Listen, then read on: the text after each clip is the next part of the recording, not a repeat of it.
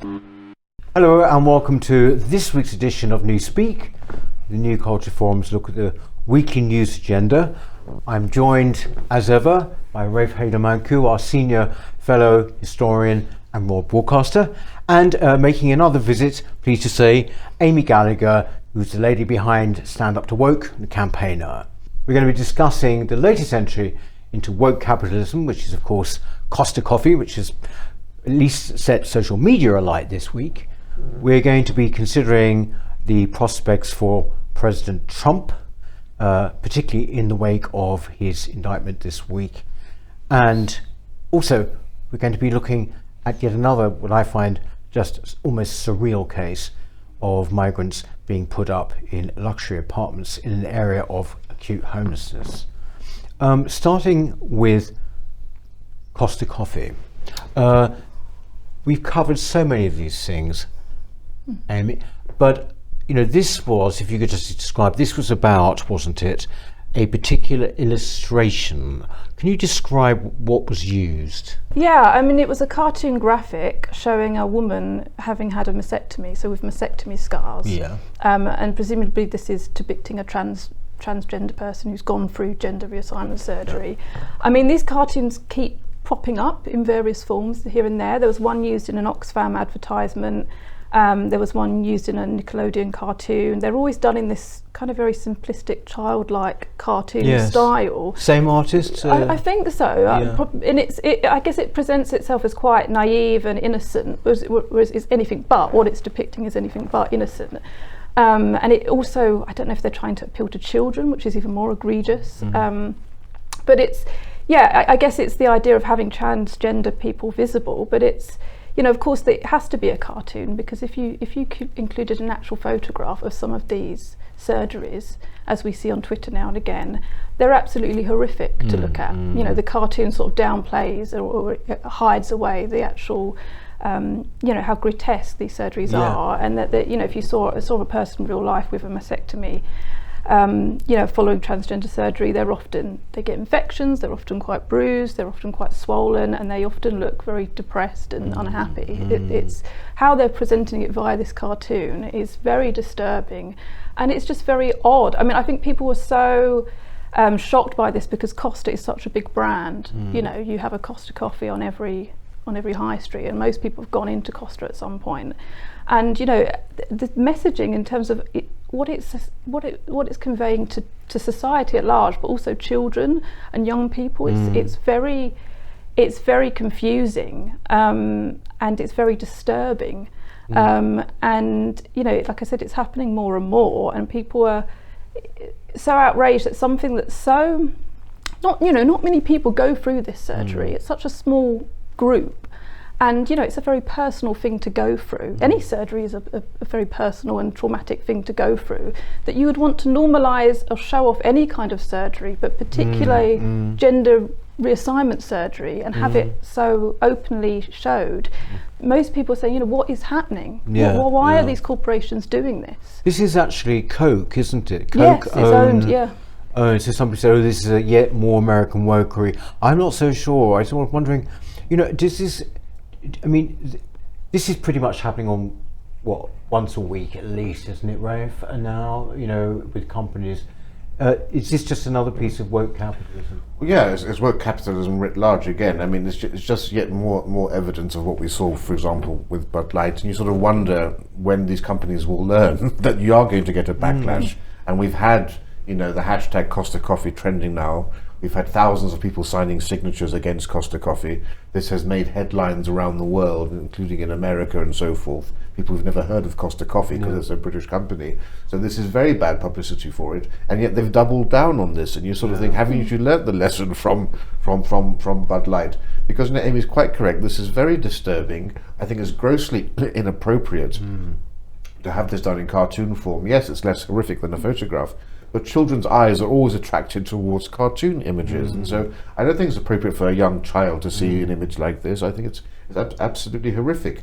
You have idiots like that Labour MP Russell Moyle-Lloyd, whatever his name is, saying, "Oh well, you don't know whether it's trans or whether she's got breast cancer or something." Well, I'm terribly sorry. We know exactly the intention, and she's got blue hair. If that's not a warning light as to what this really is about, and it's distressing to see that this is the glorification of bodily mutilation to young people by the corporate world. I mean, let's not make no mistake about it. I have no problem with people who are of the age of maturity, be it, I would say personally 21 or so forth, deciding to go through the surgery. But this is we're talking about young people being influenced here by this. It's being promoted and it's being normalized. But also, I mean, you talk about like a real photograph. I'm shocked, when you see young people on Twitter, social media, really proudly showing off these scars and saying, I mean, as you said, why would you do that? Even if you really genuinely and sincerely wanted to go through this procedure, why is it, this shows, I've cut off this terrible sort of femininity that I have, I think it's just appalling. Yeah, it's very disturbing that it does feel like I know it's been said before, but it does very much feel like a social contagion, and I guess they're having to get other people to validate that they've done the right thing. They're having to get people's approval, and unfortunately they get people. This is what's so our society does say, yeah, it's great, so it's this weird. You've got this weird unholy alliance between kind of capitalism and woke ideology, and then social media, and they're all feeding into each other.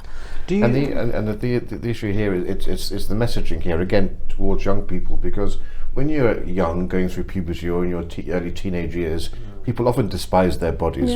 Boys and girls, but particularly girls, they judge themselves, and if they are questioning their identity, if they're going through a tomboy phase or whatever, and before that, you would just either you would grow out of it, or you would end up when you're an adult deciding, that you're going to go through the surgery. But this is just basically saying, if you don't like something about your body, just cut it off. And that's so damaging for someone who's going through those sorts of hormonal changes in their teenage years. Although the interesting thing actually about this is apparently trans people are less and less likely to actually have genital surgery. Yeah, because I think more people are speaking out about the complications that happen afterwards. It's a surgery that leads to very poor outcomes and a lifelong of pain and infections and so on. I remember in the old days I used to hear people say, "Oh, I think he's had the chop," or something like that. But apparently they didn't do that. Do you know? You said you're talking about a small amount of people. Do you personally know anyone who's trans? I do, yeah. Yeah. I mean, like, an established, but like someone who did it a long time ago or quite recently. My father's cousin, 30-40 years ago. Really?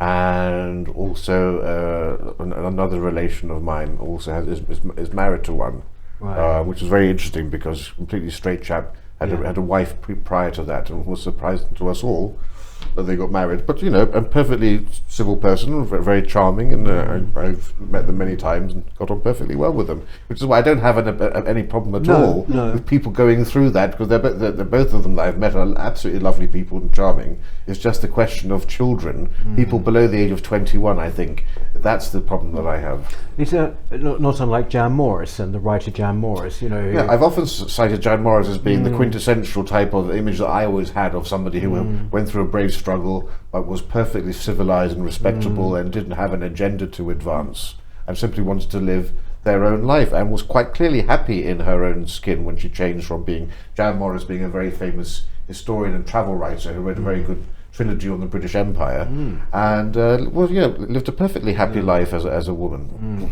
Well, it's interesting because I work in mental health, and I'm seeing a lot of people who call themselves trans or have different pronouns to what you'd expect, but I very rarely meet anyone that's actually been through the transition surgery. Trans now seems to become this amorphous term which can mean anything, and a lot of the people that I meet, a lot of the patients that I treat, they describe themselves as trans, but they don't have an official diagnosis of gender dysphoria.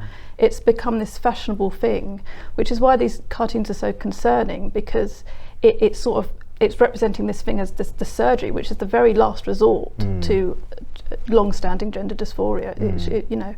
And it's just putting it up there, you're seeing someone just drinking coffee like it's nothing and that it's perfectly normal. Yeah. Whereas it's something that would ordinarily be the absolute last resort to mental distress. It's not something anybody would want to be in, and a situation that you'd want to be in. Did you see Matt Walsh's documentary? Yeah. It was called What Is a Woman, I think, wasn't it? The one that I think 100 million views or something. It's just absolutely fascinating about this. But again, it was about when you think of children, young people, what is the incentive behind people pushing this to young people? I mean, some people on Twitter are very, very sort of like, they're absolutely clear about it. This is evil. There will be a reckoning one day.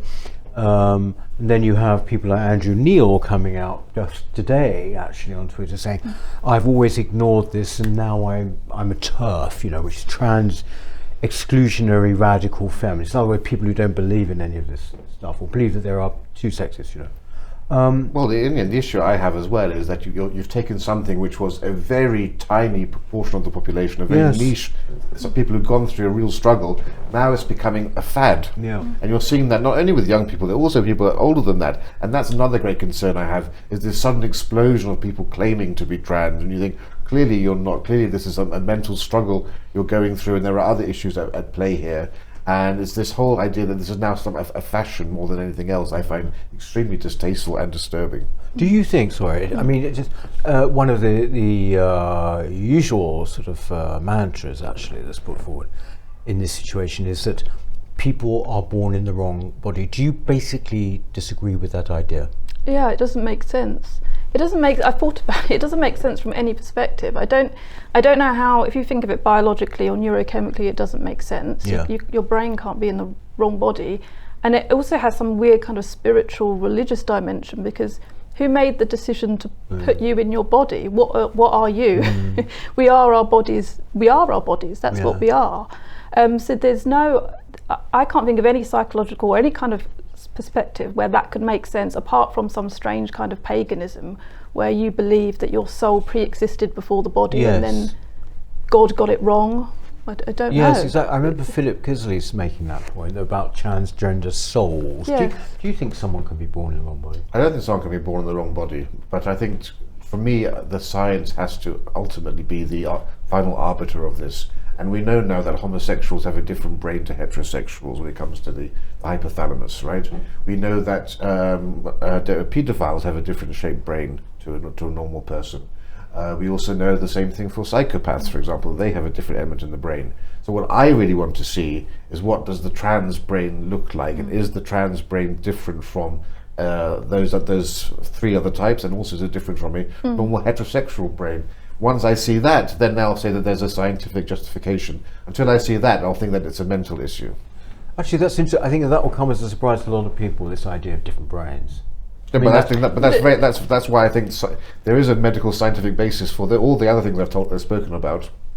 The trans one, I haven't yet seen any evidence. But the difference with this one, if there is such a thing as a neurochemistry around trans, the solution, I think if the problem is in the brain, the solution's in the brain or in the mind. Whereas this is the only one where the solution is to change the body. Absolutely. Which is what's so bizarre about it. Yeah.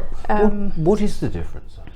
I mean, you say there's between a gay brain, as it were. Well, the hypothalamus is more on a homosexual male is closer to the hypothalamus on a heterosexual woman, so it's smaller in size. Unless you're a London taxi driver, then it's larger. They have larger hypothalamuses. No, it's a fact.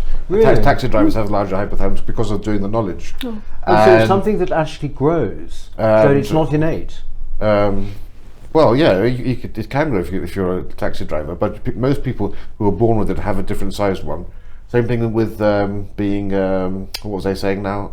Gosh, I lost my train of thought. When you are a psychopath, psychopaths also, they have a very different sized brain. And the chap who discovered this in America, he was alarmed to discover that he had it himself, that he was a psychopath. And he said, I'm so thankful that I had a decent childhood, otherwise I would have turned out very differently. And then also pedophiles has now been proven that they also have a difference in the brain. And so it goes back to this whole issue of nature versus nurture. How much is it of both? And I think the answer is it's a combination of both. So as with a psychopath, well, there are many psychopaths in society, but those who were sexually abused or came from domestically broken homes tend to be the ones who then become violent, murderous psychopaths. Right. So it's a combination of having that predisposition, that brain or genetic predisposition, and then having it triggered by things that happened in your childhood. Do psychotherapists take any of this on board?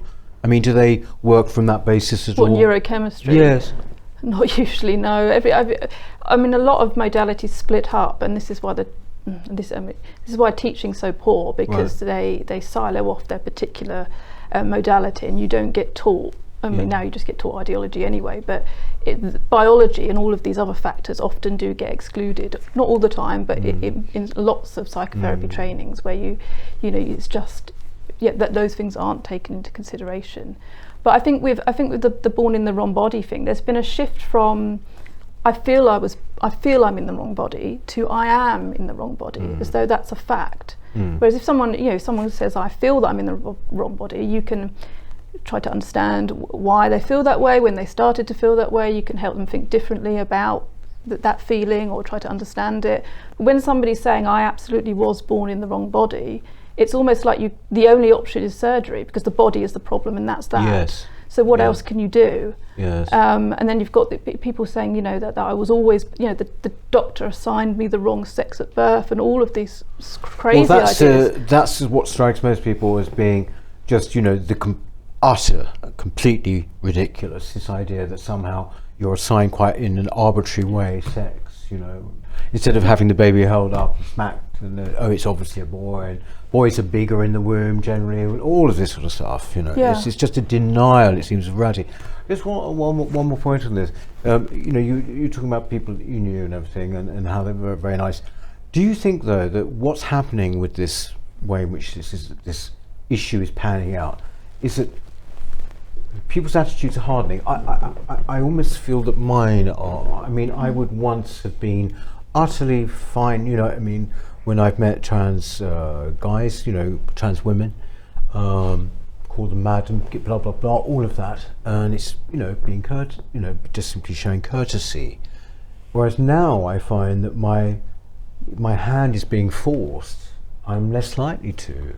Yeah, quite understandably, and that's a danger here, I think, because whether it's the trans issue, whether it's tolerance of other races, there are so many areas now where there's a growing level of intolerance, because people just feel that they're constantly being attacked, and you have minority beliefs, minority values being put upon you, and suppressing majoritarian free-thinking belief and so forth. So it's a natural reaction to have, and that's why I think we have to be conscious of that, and be aware of that, and say, look, there are actually, not everybody are the loud vocal voices that we see screaming with blue hair and their breasts cut off, walking topless. There are lots of decent people around in this world who don't subscribe to all of this, who go to church every Sunday and live perfectly normal lives, who are embarrassed and shocked by what they see as well, as much as we are. Yes, exactly. I'd always remember April Ashley. I don't know if anyone remembers April Ashley, but, you know, she was the first sort of very public case, 1960s, and married a lord, I believe. You know, but again, transsexual. She had the full operation and everything. It's quite different. Trump. Sorry, there's no particular. That's a non sequitur. But Trump this week has, well, this week's greatest ever kind of indictment. Rafe, is this this is the end, or is this yet another opportunity for Donald Trump? Oh, it's never the end for Donald Trump, you know. I mean, even if he's convicted, you can still run for president from prison. So there's nothing to stop him from running and, you know, if he becomes president in prison, he can just pardon himself immediately. But this is, you know, I mean, this is just further evidence that of this two-tiered system we now have. I mean, the level of corruption in the Biden administration, and the abuse of power, and the use increasingly of the Department of Justice, almost like a wing of the Democratic Party, I think is utterly indefensible. That's not to say that, you know, I'm a huge admirer of Trump's policies in government, foreign policy, and the war on woke and immigration and so forth. But I have issues with him personally, his character flaws, and I think he's behaved badly post leaving office. But that doesn't mean that there isn't a vendetta against him. Both of those things can be true. And what we've seen is incredible incredible bias from the government there. I mean, we're talking about he's being charged for things. His first indictment was hush money being paid to Stormy Daniels. Now that's a felony in this case, where it should be a misdemeanor. Even Democrat lawyers agree it should be a misdemeanor. When Hillary Clinton was paying for a dossier into Trump's alleged Russian contacts, she was only fined $8,000. When she was holding classified documents on her server, whilst Trump now has a felony charge on this issue, she was guilty under the Espionage Act, and Comey, the head of the FBI, said that even though she had violated it, she had no intent, and so she wouldn't be charged, even though intent is not in the Espionage Act. You've got classified documents found on Joe Biden, in Joe Biden's house. Nothing has been done about that. We're still waiting to see what's the action going to be taken on that front. We even have millions of dollars in bribes allegedly being paid to Hunter Biden, his son, and to Joe Biden from Ukrainian sources, and allegedly also from China. Where has that gone? Where is the investigation into that? And you also have Hunter Biden's business associates saying 10% goes to the big guy, meaning Joe Biden. No investigation of all this. It absolutely stinks, what we're seeing here. Yes. What's your view on Trump, actually? Is there, you're sort of smiling in that wry way, but I mean, I would say most people I know have your kind of view, which is that actually he's sort of our man, but you just sort of find sometimes, oh please, it just and particularly since he, the way he's behaved in the past year or so. What I would say is that with this thing, okay, there's an indictment going on, but before that, I couldn't work out quite why he was always banging on about this past election. You think that there would be, so just leave it, leave it and go look forward, Yeah, I thought that as well. I mean, that's kind of what's put me off him a bit, I think. I mean, I like Rafe. I liked a lot of his policies, quite a lot of them. I didn't like the way his rhetoric sometimes, but I thought that he was kind of a sort of a wrecking ball that was potentially needed. You sort of use with caution, kind of thing. Apparently women particularly really find him hard to take. Oh, I don't. No, I'm sorry. It sounds so. I'm asking you as a woman. No, I know. No, that's okay. I mean, I think he was needed because the other side was so, and he did get things done. I mean, we're still experiencing, some of the decisions that have been made in Supreme Court with regards to affirmative action, which was, undone, was because the people that he put in the Supreme Court. So he has done some good. I guess I was quite keen on, about 6 months ago, I was quite keen on Ron DeSantis, in that he had a lot of kind of Trump's policies, but was a lot calmer, a lot more presidential. But unfortunately, it seems like that campaign is, almost bit the dust now. Yes, it's not going anywhere, which is really disappointing. Yes, I think what's interesting about what he's facing now is that, first of all, you'll be able to confirm this, as I understand it, he's not on a kind of charge of inciting insurrection. That's not actually up this time. But he will be facing a jury in the Washington district, which is therefore going to be almost solidly Democrat. That's right. 96. I think the 14th Amendment of the Constitution or article says that promoting insurrection is a reason not to run for president. I mean, it's a bar against that. So that may actually be one of the reasons why you're seeing him being charged with all of this, so that the case could actually be made for this. So never underestimate the Democrats' skullduggery on all of this. It's also the timing of this is right. They've had 4 years or 3 years to do this. They're doing it now, knowing full well that the trial will start next year in the middle of the election campaign, where it was time to do the most damage to Trump's campaign. And as you say, Trump is not going to get a fair hearing in Washington D.C., which is 94% Democrat. So how can you get a fair trial from a jury there? I mean, the whole thing is completely stacked against him. And of course, let's remember, he's already spent $40 million on his legal campaign. He's raising funds, but he's hemorrhaging funds just as fast.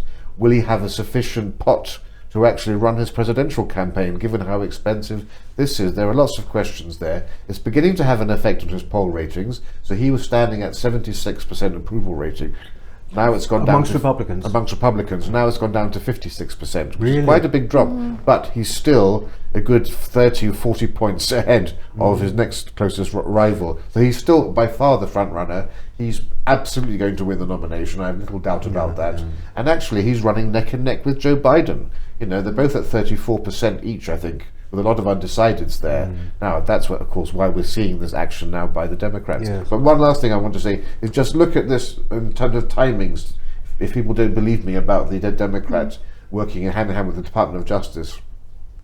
On June the 7th, the FBI released documents to Congress alleging the Bidens took a $10 million bribe.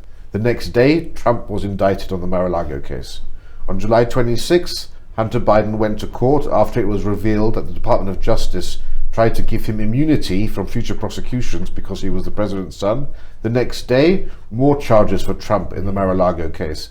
And then finally, on July the 31st, Hunter Biden's former business partner testifies to Congress that Joe Biden was on over 20 phone calls with his son's Ukrainian business partners. The next day, Trump was indicted for the January the 6th insurrections. Now, that can't be a coincidence. No, it's not. The point is that America is such now, and in fact, I think we're not far behind, probably even the same, where none of this makes any difference to whether you are a Democrat or Republican anymore. And I mean, it's what, 74 million people voted for Trump. They think he walks on water, you know. And I mean, basically, I think Pete stands a very good chance of winning, don't you think? Yes, well, but as we see from the polls, right, we have 34% for Biden, 34% for Trump. So America's two-thirds of America is very divided, but there's still 1/3 in between who aren't, and they're up for play. Yeah, it's just it's like a soap opera, isn't it? I mean, American politics has become so depressing, and the obsession with Trump. The Democrats have been obsessed with him all the way through Joe Biden's presidency. You know, they could have just let him alone.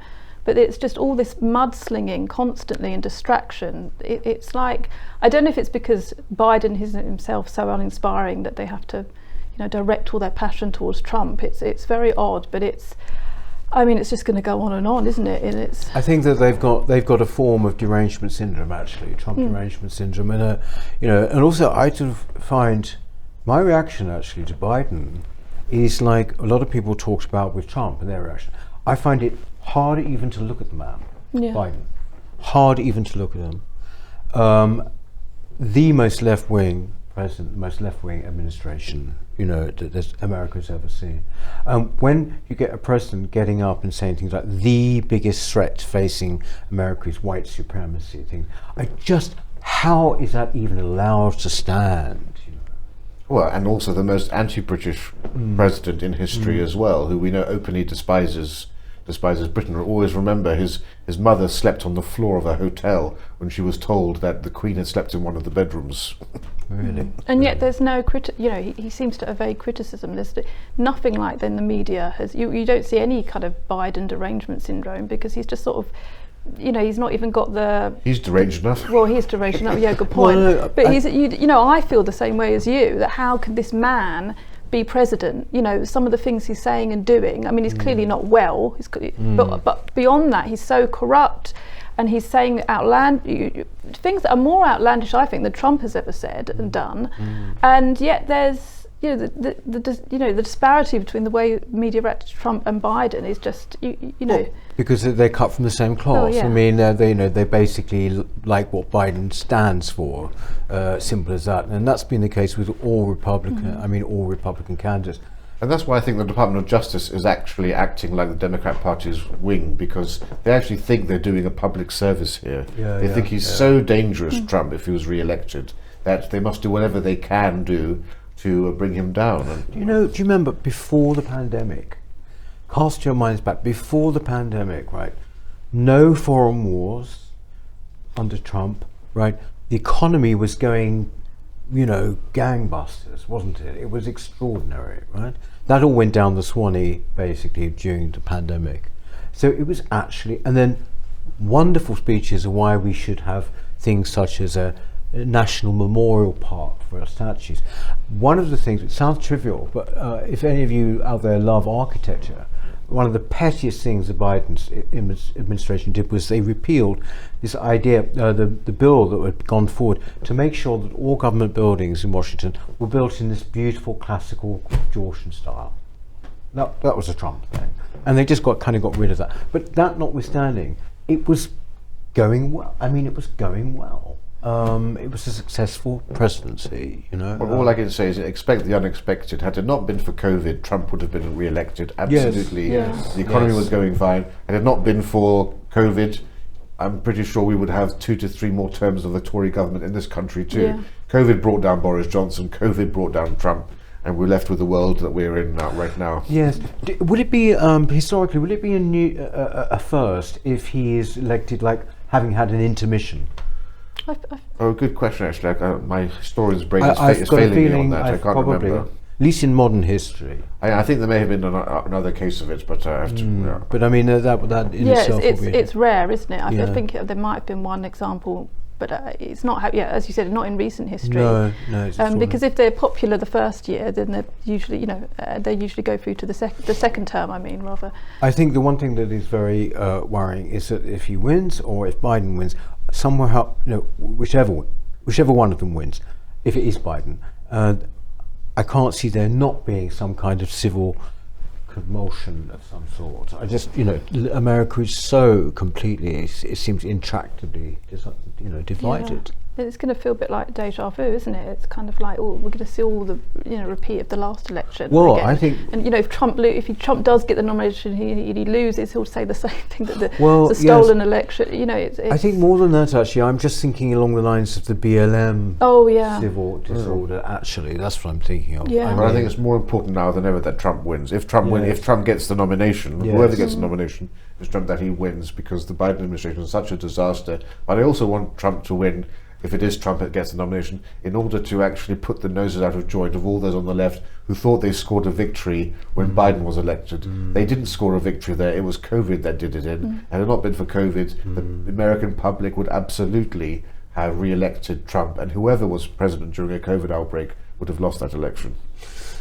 Third thing we're going to talk about actually is one of those cases. It's about illegal migrants, which, when you come up with these issues to talk about, as we do, you sort of think, oh God, haven't we done that? And yes, we have, but it keeps on happening. And you might say, well, is it ever going to change? Well, you have to keep highlighting it. I mean, in this particular case, there's one that's almost surreal. Rafe, I think you know more of the details, but basically a block of luxury apartments given over to illegal migrants when there was an extraordinary amount of homelessness, or people on homeless waiting lists in that area. This is an appalling story. This is in Chelmsford in Essex, where I think it's a 98-unit, multi-million pound luxury apartment complex. Apparently the loveliest luxury apartment building recently built in Chelmsford is being given over by the Home Office. No, not the council. The council don't want this. The Home Office have requisitioned it to house illegal migrants, mind you. These are illegal migrants. Meanwhile, you have hundreds of people in Essex living in substandard, low-quality housing, suffering from mould and other respiratory problems, who are on waiting lists to get improved housing places, and they're playing second fiddle here. You would have thought, at the very least, you might do a swap, right, and move them. But whereas, of course, we know that they shouldn't be in any luxury housing at all. They shouldn't be in any hotels either. We now have 50,000 migrants staying in hotels, which is decimating the economies of seaside towns, for example, because no one can stay overnight in these places. So all of the amusement arcades, the restaurants are suffering because of this. And you've also, of course, got people not wanting to visit these places. We were in Norwich recently for a NCF Locals event. I went the next day to Great Yarmouth, which I'd never been to before, to see what it was like, and I was shocked to see the number of asylum seekers just walking around the street, and it's very off-putting and intimidating. If you're a tourist to these places, they should all be going into migrant camps, something I've been saying for years. The government has now bought tents to house 2,000 illegal migrants. They should be housing all of them. There's plenty of space, and you can easily build the sorts of huts that the British Army were living in. And my own family, after the Second World War, the Polish officers and army and soldiers who had fought in the Second World War couldn't go back to communist Poland because it was so brutal there. They lost all their properties. And so for years they lived in these migrant camps. And my mother's cousins actually got married by a Catholic priest in a migrant camp, and they were very happy like that. Now the conditions today, technology today is much more advanced than then. So if it was good enough for our Battle of Britain Polish fighter pilots, I don't see why it can't be good enough for migrants today. I mean, this is almost like I think it's almost an insult actually to the population, British population. I think it's an utter insult. Yeah, when I first saw this story, I thought this has got to be a kind of an exaggeration of the right-wing press. I thought, God, it can't really be happening. It's just extra. I mean, the argument that the people that champion how these kind of policies are, it's always the people on the left who care about women, ethnic minorities, and legal migrants and first generation immigrants, and these are all the people that will be affected and for whom this story will sting the most, because they are the people who are living in substandard accommodation, and all of the they will be looking at this and feel absolutely humiliated. Even legal migrants, or even anybody really. I mean, I was looking at those apartments. I mean, it was nicer than my flat, to be honest. I mean, it's like it's just like you said, it's like a slap in the face. It's almost like, is this a joke? You can't quite believe it, and it is the working class and the poor for whom this is humiliate. It's like that they're being humiliated by this. Yes, it does seem like a form of, it almost seems deliberate. I mean, that's not conspiratorial, I know, but I remember it from some interviews that we've done here, people talking about the gradual drift in our political thinking amongst our political class from charity beginning at home, a feeling of welfare being a national thing, to being an international thing. So Namibia will always trump Nuneaton, as it were, and that's why it's always seen as, oh no, actually, I feel that my sympathy should be with the world. Do you think that's what's behind this kind of, just tin ear doesn't even begin to cover it? I think I think that's absolutely part of it. I also think it's just a government that has lost touch with reality and doesn't really understand that there are other ways to deal with this. You don't find the French dealing with it this way. Look, they had a campus at Saint-Kitts in Calais. They had people living in shanty towns, basically. And I think people in the West and in Britain fail to realise the living conditions that a lot of these people are coming from. I mean, they're living in corrugated iron huts in a lot of these places. They're in shanty towns. So for them, living in a tent here or living on a barge is actually a luxury, and I think we need to actually realise that the squalor from which they're coming in, even if you're putting them into a run-down, terribly mouldy one-star hotel, that's still an improvement for them. Do you actually have any personal experience of these? Are you near one of these hotels or whatever? I know that where I live in Windsor, apparently Datchet next door has now got a hotel full of migrants. Have you ever had any experience? I mean, the thing is it's essentially, they are it's 98% young men, isn't it? And you see on social media these films of people tearing up, don't you, their passport, or tearing up their papers and saying, and still we have to go along with this narrative, don't we, of these people, basically striving to get out of persecution and all the rest of it. Yeah, when you can fly here for a fraction of the price that it costs to pay these illegal smugglers. And we are talking about a fighting age army, and and a fighting age army don't need hotel rooms, right? You can put them very much. I would actually like to see old cruise ships requisitioned, have everyone put onto cruise ships. When the cruise ships get filled enough, off we go to the Ascension Island, one of the British overseas territory. Forget Rwanda, we have our own islands, have a processing centre there. And I'm sorry, an Ascension Island with the wind howling in, that'll be a deterrent within a space of a few weeks to stop the numbers coming over. And our government is too lily-livered to do anything about it. The Australians did it with Nauru. I don't see why we can't do it with Ascension Island. And also, why can't we've got about 8,000 veterans, right, sleeping rough. That includes homeless. Sleeping rough also includes on people's sofas and such like. Why can't you put our veterans into one of these nice hotels? Yeah, you never see stories like that, do you? I mean, especially in COVID, you're thinking there was loads of empty flats, and you could have helped people out by moving people into luxury apartments so that they could isolate. But none of that was done.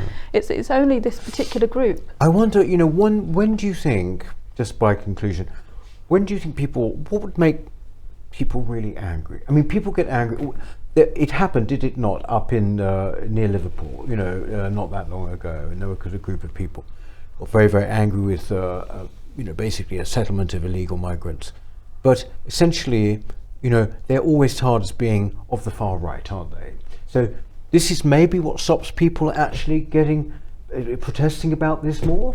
That they know they're going to be sort of seen as being fascists and things. Well, we saw that, didn't we, in Liverpool, right? When we had people in Liverpool protesting this, the most left-wing city after Brighton, and they were labelled as far right. I'm sorry, quite remarkable. It's terrible. But anyway, that will be something we revisit on a regular basis, I'm afraid. In fact, actually, more and more as the election approaches, because the Tories are going to start saying all sorts of sweet things, aren't they? Ray, thank you very much indeed. Thanks, Amy. Lovely to see you again. That's it from Newsweek this week. We shall see you next time. Bye-bye. Hello. If you're enjoying the New Culture Forum channel and you believe in our mission, may I invite you to join our membership scheme at the link below or on our website, newcultureforum.org.uk. Our work is more important now than ever, and we have great plans ahead for the future, but we can't do it without your support. From as little as £3 per month, you can help ensure that we continue on our mission. As a member, you'll receive a range of benefits, including access to exclusive content, invitations to our private events, including here at our studios, free copies of our books, and much, much more, including, of course, our famous NCF mug. If you aren't able to become a member, then please help us by clicking this button and subscribing to our channel. It's completely free. Just remember to also click the bell icon so that you can get notifications when we post new videos. Thank you.